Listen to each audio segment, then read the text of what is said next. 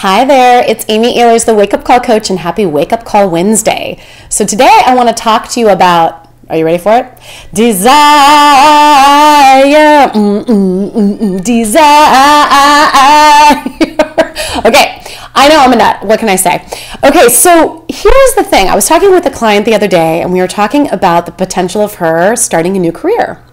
And we were talking about this desire that she had to transition and move on from her current career. But in the course of the conversation, she ended up basically describing the pros and the cons of her current job. Good to do, right? And then the pros and the cons of this imagined job. And when she talked about the imagined job, she was talking to me right out of the imagined job. I mean, it was just like all the negativity about what this was going to bring. And I finally said to her, well, wait a minute, is there other options here? Could there actually be other options? And what we really came to was that she realized that it was too painful for her to desire it because she didn't think she could get it. Where is that showing up for you in your life? Where is it just too painful for you to even tap into your desire because you're already sure that you're not going to get it? This is a self-fulfilling prophecy, right?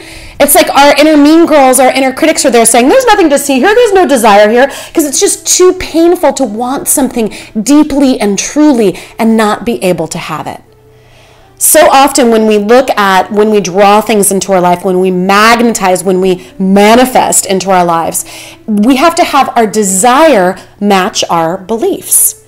And so what often happens is instead of having those things match up or working on our belief, if we desire something and we don't believe that we can have it, we then just go ahead and squelch down and squish down and trample on our desire until it matches what we believe that we can have. But what I'm interested in for every single one of you watching this video right now, this is your wake-up call right here. What would it instead be like for you when you desire something and your belief is down here, for you to work on your belief? Matching and bringing and increasing and magnifying your belief until it matches your desire, and then just like magic, there it comes into you. So what is that desire that you've been too afraid to even have? That you've been too afraid to put into the world because it's just been too painful because you don't believe that you can have it. Let's take a stand, darling, you and me right here and right now, for that desire that is deep within your heart. And so I'm asking you to actually go public. I want you to write below in the comments here to go public with one of your desires. Maybe a desire that has been too painful for you to even state because you don't think that you can have it.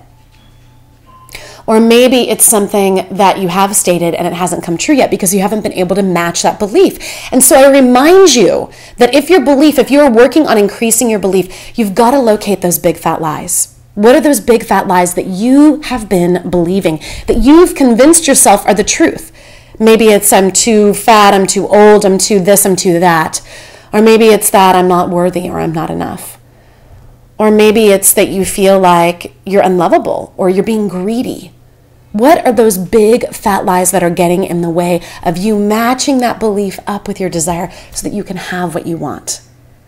And I encourage you to actually look at those big fat lies and then tune into your inner wisdom's truth. You can always do the wake-up call 3-step process. You can click the link above there for the wake-up call process. If you don't know what I'm talking about, maybe you're new to my community. Do that wake-up call 3-step process. Step 1, let your inner mean girl, your inner critic rant. Get all those big fat lies out of the shadows and into the light so they can be healed. And then step 2, what does your inner wisdom know? Close your eyes, take that deep breath. What does your inner wisdom know? And then step 3, locking in your inner wisdom's truth. And then I want you to take a big old step. Oh, gosh, I'm so excited because one of my desires is coming true. I'm so delighted and inspired to be leading an upcoming teleclass with the amazing Lissa Rankin, who I've had the good fortune of partnering on with courses like Visionary Ignition Switch and our Insiders Club, and also with the miraculous, marvelous Martha Beck. I mean, pinch me. I get to collaborate with these two incredible women on a course about finding your calling. And I'll be talking to you more about all the details of that. It's coming up in the beginning of October.